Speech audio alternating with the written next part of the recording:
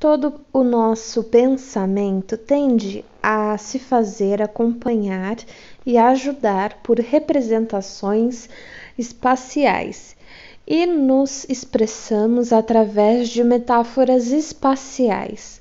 Assim, quando falamos de representações que se encontram na região da consciência lúcida e de representações inconscientes que jamais penetram na plena luz da consciência de si mesmo, quase inevitavelmente formamos quadros de uma árvore com o tronco à luz do dia e as raízes na escuridão, ou de um edifício com seus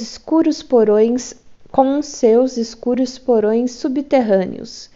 Se, contudo, tivermos sempre em mente que todas essas relações espaciais são metafóricas e não nos deixarmos iludir pela suposição de que essas relações se acham literalmente presentes no cérebro, poderemos, não obstante, falar numa consciência e num subconsciente, mas só nessa condição estaremos livres do perigo de nos deixarmos enganar por nossas próprias figuras de linguagem, se sempre nos lembrarmos de que, afinal de contas, é no mesmo cérebro e muito provavelmente no mesmo córtex cerebral que as representações conscientes e inconscientes têm sua origem. Como isso é possível, não sabemos dizer. Por outro lado, sabemos tão pouco sobre a atividade psíquica do córtex cerebral que mais uma complicação enigmática quase não chega a aumentar nossa ignorância sem limites. Devemos aceitar como um fato que, nos pacientes histéricos, parte de sua atividade psíquica é inacessível à percepção pela autoconsciência do indivíduo desperto e que a mente deles é assim dividida. Um exemplo universalmente conhecido de uma divisão de atividade psíquica como esta pode ser visto nos ataques histéricos, em algumas de suas formas e fases. No início deles, o pensamento consciente muitas vezes se extingue, mas depois gradualmente desperta. Muitos pacientes inteligentes admitem que seu eu consciente estava bem lúcido durante o ataque e contemplava com curiosidade e surpresa todas as coisas loucas que eles faziam e diziam. Esses pacientes têm, além disso, a crença errônea de que, com um pouco de boa vontade, poderiam ter inibido o ataque e mostram-se inclinados a culpar-se por isso, abre aspas.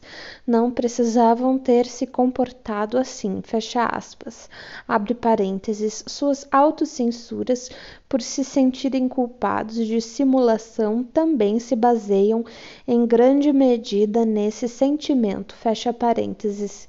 Mas, quando sobrevém outro ataque, o eu consciente é tão incapaz de controlá-lo como nos anteriores.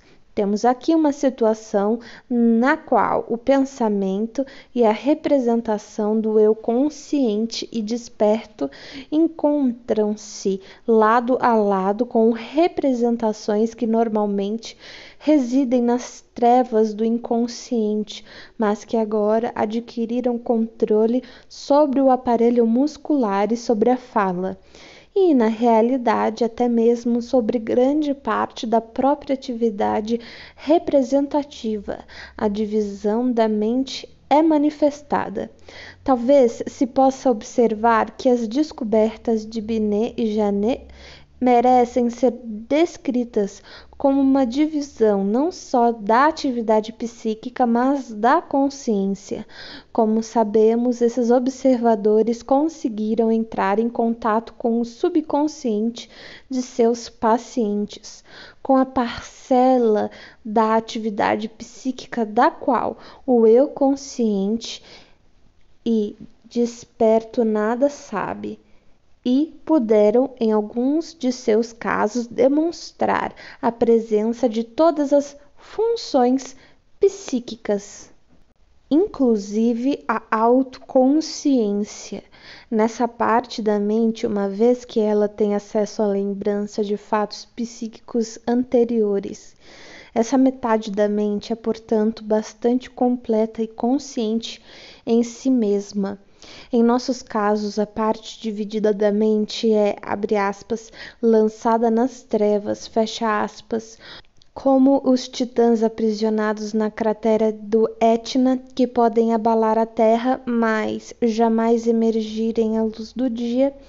Nos casos de Janet, a divisão do domínio da mente foi total. Não obstante, existe ainda uma desigualdade de status, mas também essa desaparece quando as duas metades da consciência se alternam, como fazem nos célebres casos de double consciência, e quando não diferem em sua capacidade funcional. Mas voltemos às representações que indicam em nossos pacientes como as causas de seus fenômenos histéricos. Está longe de ser possível para nós descrever todas elas como sendo inconscientes e inadmissíveis à consciência. Elas formam uma escala quase ininterrupta, passando por todas as gradações da indefinição e obscuridade, entre as representações perfeitamente conscientes que liberam um reflexo inusitado e aquelas que jamais entram na consciência da vida de vigília, a não ser na hipnose. Apesar disso, consideramos estabelecido que uma divisão da atividade psíquica ocorre nos graus mais graves da histeria e que só ela parece tornar possível uma teoria psíquica da doença, que então pode ser asseverado ou suspeitado com probabilidade sobre as causas e a origem desses fenômenos. Janet, a quem a teoria da histeria tanto deve e com quem estamos em concordância na maioria dos aspectos, externou uma opinião sobre esse ponto que não podemos aceitar. O conceito de Janet é o seguinte: considera ele que a, abre aspas, divisão de uma personalidade, fecha aspas, repousa numa insuficiência psicológica inata, insuficience psychologique. Toda atividade mental normal pressupõe certa capacidade de síntese, a capacidade de unir várias representações num complexo. A combinação das várias percepções sensoriais num quadro do ambiente já é uma atividade sintética dessa natureza. Verifica-se que essa função mental está muito abaixo do normal nos pacientes histéricos.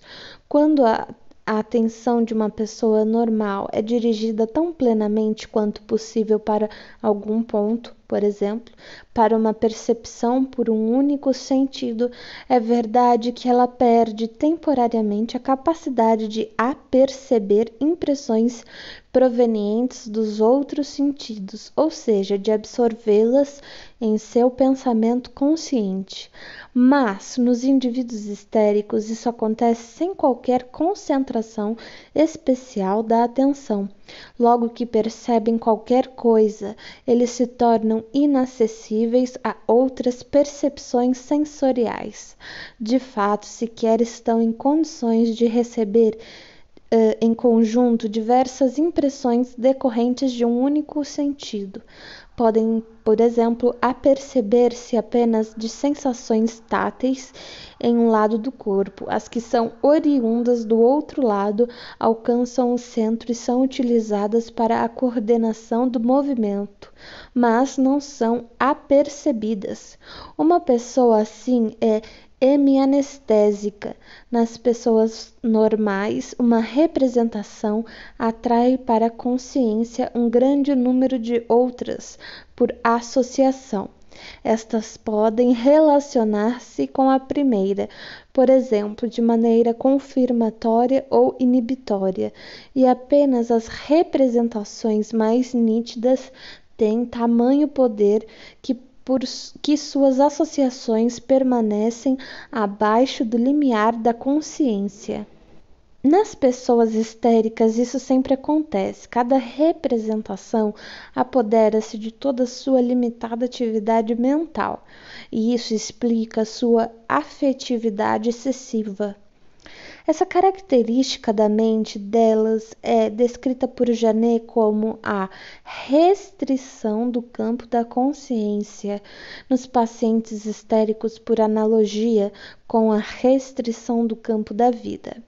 Em sua maior parte, as impressões sensoriais que não são apercebidas e as representações que são despertadas, mas não entram na consciência, cessam sem produzir outras consequências. Contudo, elas às vezes se acumulam e formam complexos, camadas mentais retiradas da consciência, formam uma subconsciência.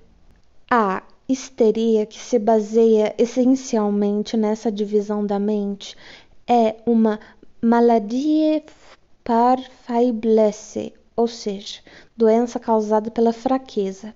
E eis porque se desenvolve mais depressa quando uma mente fraca, por natureza, é submetida a influências que a enfraquecem ainda mais, ou se defronta com exigências fortes em relação às quais sua debilidade se destaca ainda mais. As opiniões de Janet, resumidas dessa forma, dão de antemão sua resposta à importante questão sobre a predisposição para a histeria, sobre a natureza do typus hystericus. Abre parênteses, tomando a expressão no sentido pelo qual nos referimos a um typus psíquicus, pelo que compreendemos o tórax estreito e longo, o coração pequeno e etc. Fecha parênteses. Janet considera que a predisposição à histeria é uma forma particular de debilidade mental congênita e, em resposta, gostaríamos de formular em breves linhas o nosso conceito como se segue. Não é uma questão de a divisão da consciência ocorrer porque os pacientes têm a mente fraca. Eles parecem ter a mente fraca porque sua atividade mental está dividida e apenas parte de sua capacidade se acha à disposição do seu pensamento consciente. Não podemos considerar a fraqueza mental como o typus hystericus, como a essência da predisposição à histeria. Um exemplo esclarece o que se pretende dizer com a primeira dessas duas frases. Podemos observar muitas vezes a seguinte evolução dos acontecimentos com uma de nossas pacientes, senhora Caecile M. Quando ela se sentia relativamente bem, surgia um sintoma histérico, uma alucinação torturante e obsessiva, uma nevralgia ou coisa semelhante que durante algum tempo aumentava de intensidade. Simultaneamente, a capacidade mental da paciente decrescia de forma contínua, e após alguns dias qualquer observador não iniciado seria levado a dizer que a mente dela era fraca. Em seguida, ela era aliviada da representação inconsciente, abre parênteses, a lembrança de um trauma psíquico muitas vezes pertencente ao passado remoto, fecha parênteses, quer pelo médico sob hipnose, quer pelo fato de ela descrever de súbito o evento. Num estado de agitação e com o acompanhamento de ativa emoção. Depois que isso acontecia, ela não só ficava tranquila, alegre e livre do sintoma torturante, como era sempre espantoso observar a amplitude e a lucidez de seu intelecto, bem como a agudeza de sua compreensão e julgamento. O xadrez que ela jogava muito bem era uma de suas ocupações favoritas, e ela gostava de jogar 2 partidas de cada vez, o que se poderia dificilmente considerar indicativo de falta de síntese mental. Era impossível fugir à impressão de que, durante uma evolução de acontecimentos como o que acabamos de descrever, a representação inconsciente atraía para si própria uma parcela sempre crescente da atividade psíquica da paciente, e que, quanto mais isso acontecia, menor se tornava o papel desempenhado pelo pensamento consciente, até ficar reduzido a imbecilidade total, mas que, para empregarmos a expressão vienense notavelmente adequada quando ela estava baissement, literalmente, entre aspas, reunida, significando seu juízo perfeito, possuía poderes mentais bem marcantes. Como um estado comparável nas pessoas normais, poderíamos mencionar não a concentração da atenção, mas a preocupação. Quando alguém está preocupado com alguma nítida representação, como um aborrecimento, sua capacidade mental fica similarmente reduzida. Todo observador é basicamente influenciado por seus objetos de observação, e estamos inclinados a crer que os conceitos de Janet formaram-se principalmente na evolução de um estudo detalhado dos pacientes oligofrênicos que costumam ser encontrados nos hospitais e instituições, por não terem conseguido levar sua própria vida em virtude de sua doença e da fraqueza mental por ela provocada. Nossas próprias observações levadas a efeito em pacientes histéricos instruídos forçaram-nos a adotar uma visão essencialmente diferente de suas mentes. Em nossa opinião, abre aspas, entre os histéricos podem se encontrar pessoas da mais lúcida inteligência, da maior força de vontade, do melhor caráter e da mais elevada capacidade de crítica. Fecha aspas. Nenhuma parcela de uma dotação mental sólida e autêntica é excluída pela histeria, embora as realizações efetivas com frequência se tornem impossíveis por causa da doença. Afinal, a padroeira da histeria, Santa Teresa, era uma mulher de gênio com grande capacidade prática. Por outro lado, nenhum grau de sandice, incompetência e fraqueza de vontade constitui proteção contra a histeria, mesmo que desprezemos o que é meramente um resultado da doença, devemos reconhecer o tipo de histérico oligofrênico como um tipo comum. Mesmo assim, entretanto, o que encontramos aí não é a estupidez embotada e fleumática, mas um grau excessivo de mobilidade mental que leva à ineficiência. Examinarei posteriormente a questão da predisposição inata. Aqui proponho apenas demonstrar que a opinião de Janet de que a fraqueza mental está de algum modo na raiz da histeria e de que a divisão da mente é insustentável. Em total oposição aos conceitos de Janet, creio que, num grande número de casos, o que está subjacente à disposição é um excesso de eficiência. A coexistência habitual de 2 sequências de representações heterogêneas. Tem-se ressaltado com frequência que muitas vezes não estamos apenas mecanicamente ativos, enquanto nosso pensamento consciente se acha ocupado com cadeias de representações que nada têm em comum com nossa atividade, mas que somos também capazes do que é, sem dúvida, um funcionamento psíquico, enquanto nossos pensamentos estão ocupados em outro lugar. como, por exemplo, quando lemos em voz alta corretamente e com entonação adequada, mas depois não temos a menor ideia do que estivemos lendo. Há sem dúvida inúmeras atividades, desde as mecânicas como tricotar ou tocar escaladas, até algumas que exigem no mínimo um pequeno grau de funcionamento mental, que são todas realizadas por muitas pessoas com apenas parte da mente concentrada nelas. E isso se aplica especialmente às pessoas dotadas de disposição muito ativa, para as quais uma ocupação monótona, simples e desinteressante constitui uma tortura, e que na realidade começam deliberadamente a se divertir pensando em algo diferente, como por exemplo no teatro particular de Ana O. Outra situação semelhante ocorre quando um grupo interessante de representações, oriundo, por exemplo, de livros ou peças, impõe-se à atenção do sujeito e se intromete em seus pensamentos.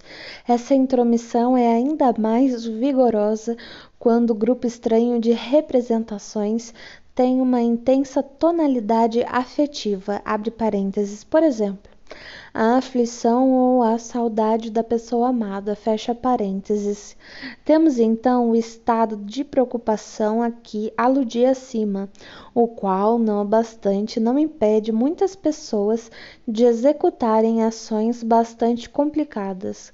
As situações sociais muitas vezes exigem uma duplicação dessa espécie, mesmo quando os pensamentos em jogo são de natureza dominadora, como por exemplo quando uma mulher que, lutando com uma extrema preocupação ou uma excitação inflamada, desempenha seus deveres sociais e as funções de afável anfitriã. Todos nós conseguimos apenas realizações desse tipo no decurso de nosso trabalho, e a autoobservação parece sempre demonstrar que o grupo de representações afetivas não é meramente despertado de quando em vez pela associação, mas está presente todo o tempo na mente e penetra na consciência, a menos que esta esteja tomada por alguma impressão externa ou ato de vontade.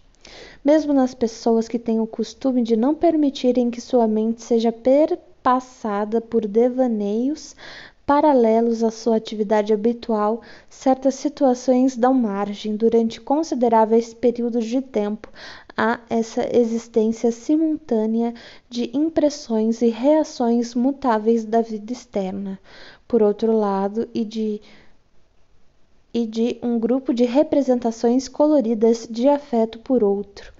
Post equitem sedet, a tracura, ou seja, atrás do cavaleiro senta-se a negra preocupação. Entre essas situações, as mais marcantes são a de cuidar de alguém que nos é caro e a de estar apaixonado. A experiência mostra que o cuidar de doentes, os afetos sexuais, também desempenham um papel principal na maioria dos casos de pacientes histéricos analisados mais detidamente. Suspeito que a duplicação do funcionamento psíquico, quer seja habitual, quer provocada por situações emocionais da vida, atue como uma predisposição apreciável para uma divisão patológica autêntica da mente.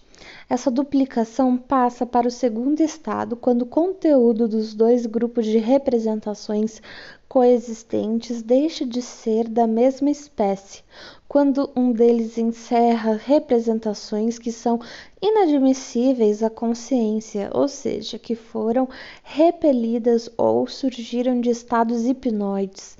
Quando isso ocorre, é impossível para as duas correntes temporariamente divididas voltarem a se reunir, como acontece com frequência nas pessoas sadias, e uma região da atividade psíquica inconsciente é dividida de forma permanente.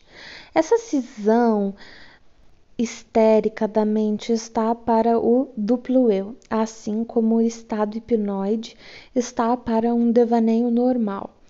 Desse segundo contraste, o que determina a qualidade patológica é a amnésia, e no primeiro, o que determina é a inadmissibilidade das representações à consciência.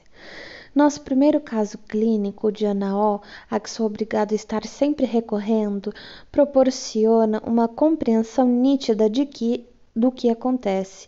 Essa moça tinha o hábito, enquanto gozava de perfeita saúde, de permitir que sequências de representações imaginativas lhe passassem pela mente durante suas ocupações corriqueiras, enquanto se encontrava numa situação que favorecia a auto-hipnose. O afeto de angústia penetrou em seu devaneio e criou um estado hipnoide em relação ao qual ela teve amnésia. Isso se repetiu em diversas ocasiões, e seu conteúdo representativo foi se tornando cada vez mais rico, mas continuou a se alternar com estados de pensamento de vigília inteiramente normais. Após 4 meses, o estado hipnoide assumiu pleno controle da paciente. Os ataques isolados esbarraram uns nos outros, e assim surgiu um état de mal, uma histeria aguda do tipo mais grave. Este durou vários meses sob diversas formas.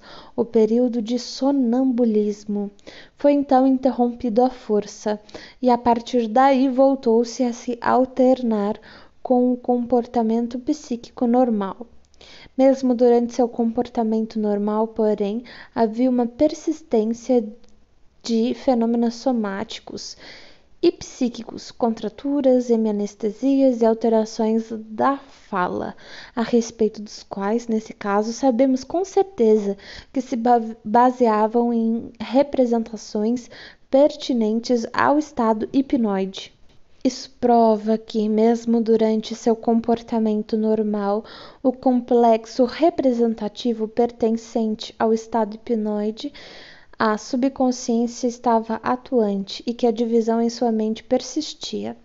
Não disponho de um segundo exemplo a oferecer de um curso evolutivo semelhante. Penso, contudo, que o caso lança alguma luz também sobre o desenvolvimento das neuroses traumáticas. Durante os primeiros dias após o fato traumático, o estado de pavor hipnoide repete-se a cada vez que o fato é relembrado. Enquanto esse estado se repete com frequência cada vez maior, sua intensidade vai diminuindo tanto que ele não mais se alterna com o pensamento de vigília, mas apenas coexiste com ele. Torna-se então contínuo, e os sintomas somáticos que antes só se faziam presentes durante o ataque de pavor adquirem existência permanente. Todavia, posso apenas suspeitar de que seja isso que acontece, já que nunca analisei um caso dessa natureza.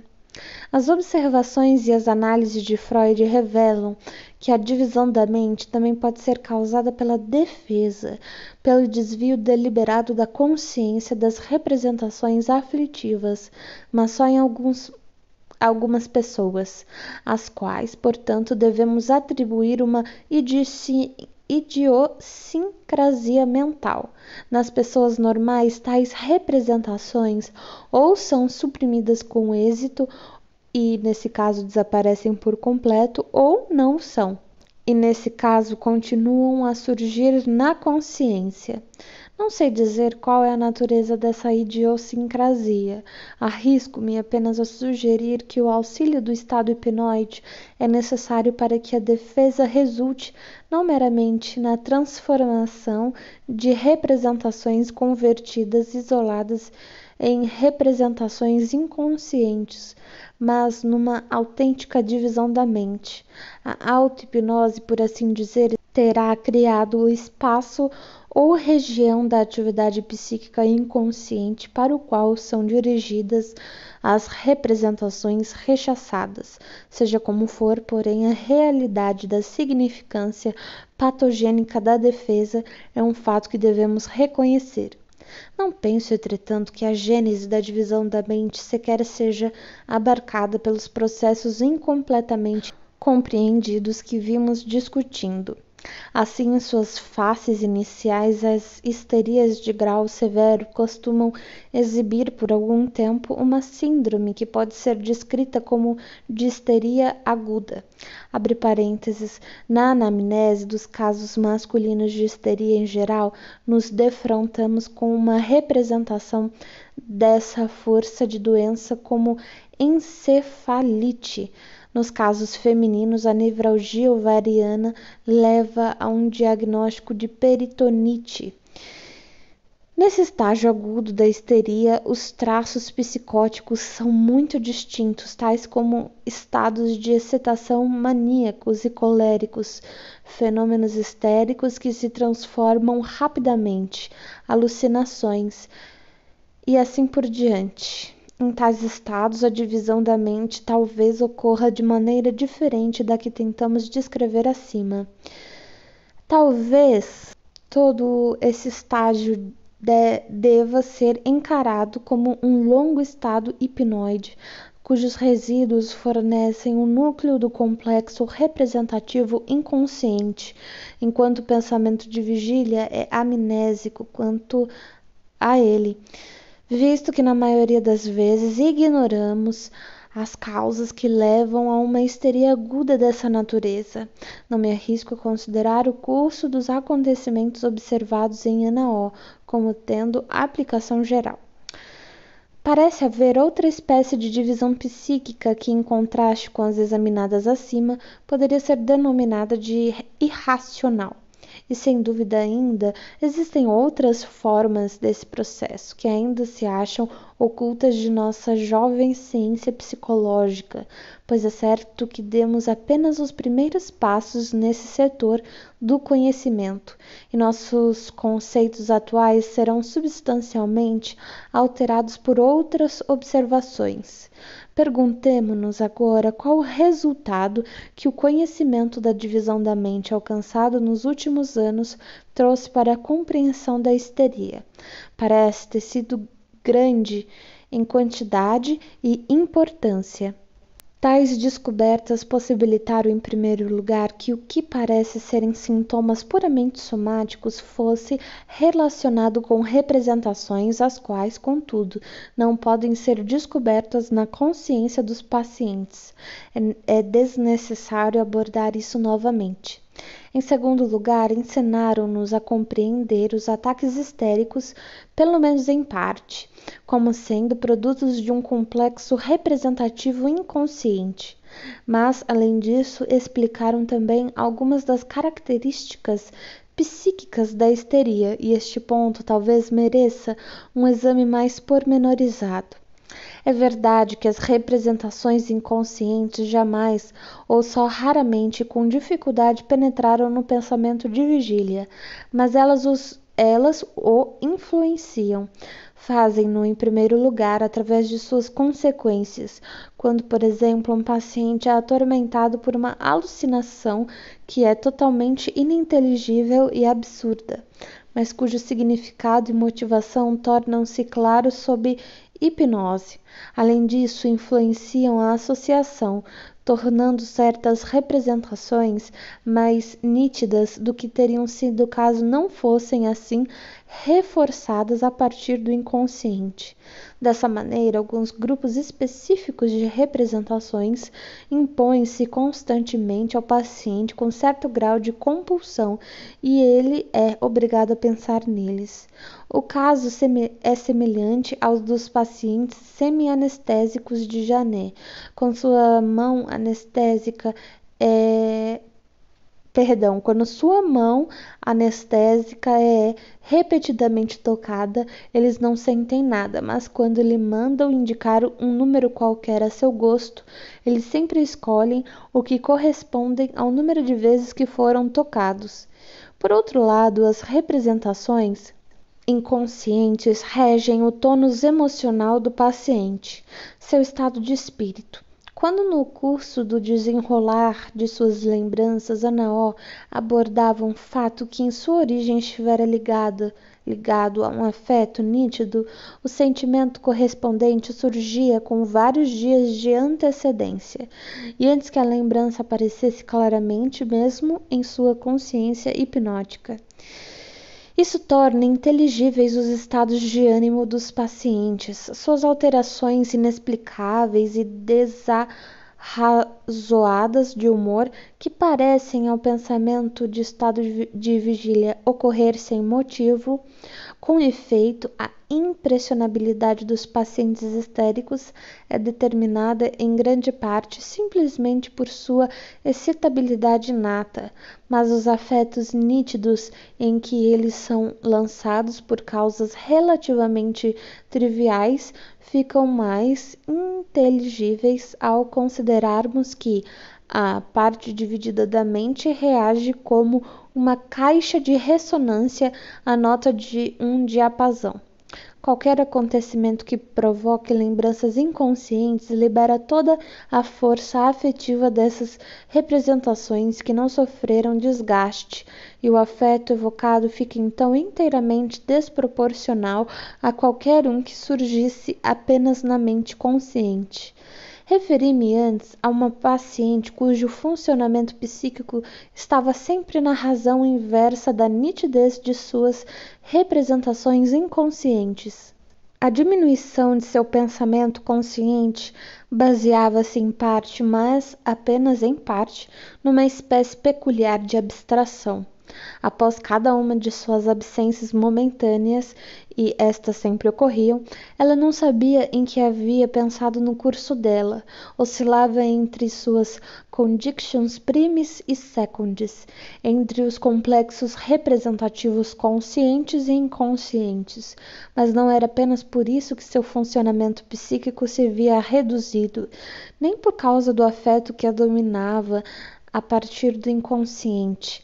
Enquanto se encontrava nesse estado, seu pensamento de vigília ficava sem energia, seu julgamento era infantil e ela parecia, como já tive ocasião de dizer, positivamente imbecil. Creio que isso se devia ao fato de que o grande pensamento de vigília dispõe de menos energia quando uma grande quantidade de excitação psíquica é apropriada pelo inconsciente. Quando este estado de coisas não é apenas temporário, quando a parte dividida da mente está num constante estado de excitação, como ocorria com os pacientes hemianestésicos de Janet, nos quais, além disso, todas as sensações em nada menos da metade do corpo só eram percebidas pela mente inconsciente. Quando este é o caso, resta tão pouco funcionamento cerebral para o pensamento de vigília que a debilidade mental que Janet descreve e considera inata fica plenamente explicada.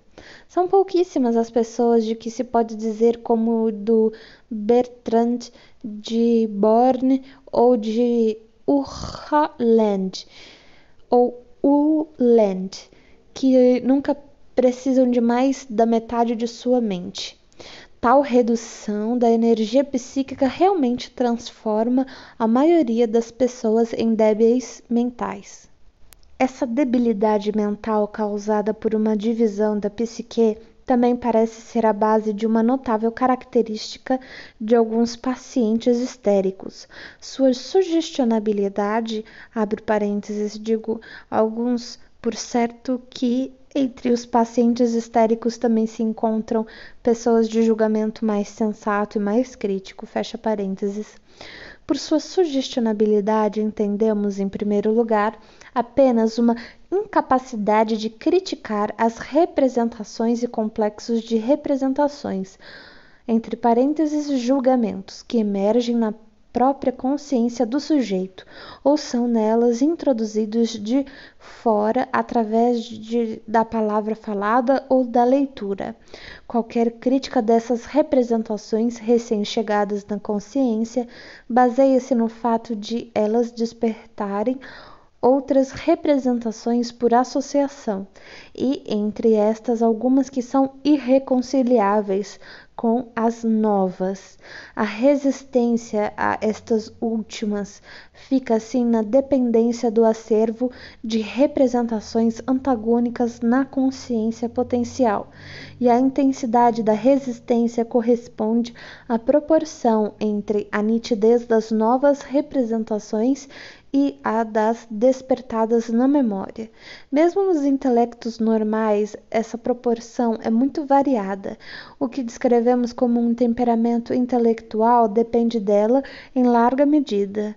Um homem sanguíneo sempre se delicia com novas pessoas e coisas, e isso sem dúvida ocorre porque a intensidade de suas imagens minêmicas é menor em comparação com a das novas impressões num homem mais tranquilo e fleumático. Nos estados patológicos, a preponderância de novas representações e a falta de resistência a elas aumentam em proporção à escassez das imagens minêmicas despertadas, isto é, proporcionalmente à pobreza e à debilidade de seus poderes associativos.